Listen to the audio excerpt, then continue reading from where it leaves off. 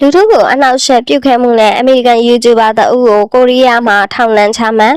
မင်္ဂလာပါရှင်တောင်ကိုရီးယားနိုင်ငံဒုတိယကမ္ဘာစစ်ကာလလိန်ကျုံအဖြစ်အသုံးချခံခဲ့ရတဲ့အထိမ်းအမှတ်ရုပ်ထုတစ်ခုကိုနမ်းရှုပ်ပြခဲ့တဲ့အမေရိကန် YouTuber Johnny Somali ကိုတောင်ကိုရီးယားအစိုးရကထောင်ဒဏ်6လချမှတ်ခဲ့ပါတယ်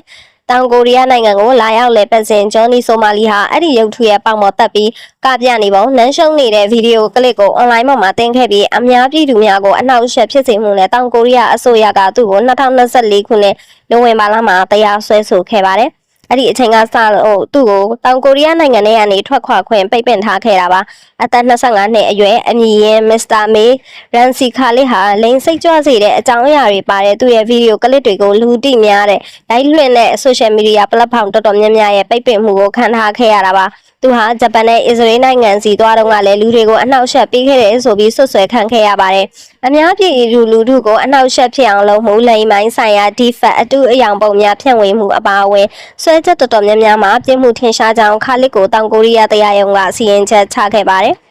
တရားခံဟာ YouTube ကသစင်အကျိုးအမြတ်ခန်းစားရဖို့ဘယ်သူဘယ်ဝါအတိအကျမဖော်ပြနိုင်တဲ့အများပြည်သူလူထုအပေါ်ရာဇဝတ်မှုအကြိမ်ကြိမ်ကျူးလွန်ခဲ့ပြီးတောင်ကိုရီးယားစီမင်းဥပဒေကိုဂရုမစိုက်ပဲလူမှုကွန်ရက်ပေါ်မှာတင်ချင်ရာတွေရှောက်တင်ခဲ့တယ်ဆိုပြီးတရားရုံးကစီရင်ချက်ချခဲ့ကြောင်းတောင်ကိုရီးယားမီဒီယာကဖော်ပြခဲ့ပါတယ်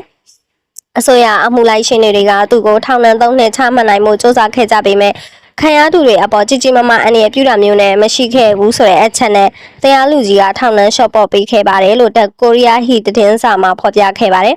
ခါလစ်ထောင်ကနေပြန်ထွက်လာတဲ့အခါမှာတော့အရွယ်မရောက်သူတွေမတန်မဆွမ်းဖြစ်သူတွေနဲ့သက်ဆိုင်ရာအဖွဲ့အစည်းတွေမှာအလုပ်လုပ်ခွင့်ကိုလည်းတားမြင်ပိတ်ပင်လိုက်ပါတယ်ရှင်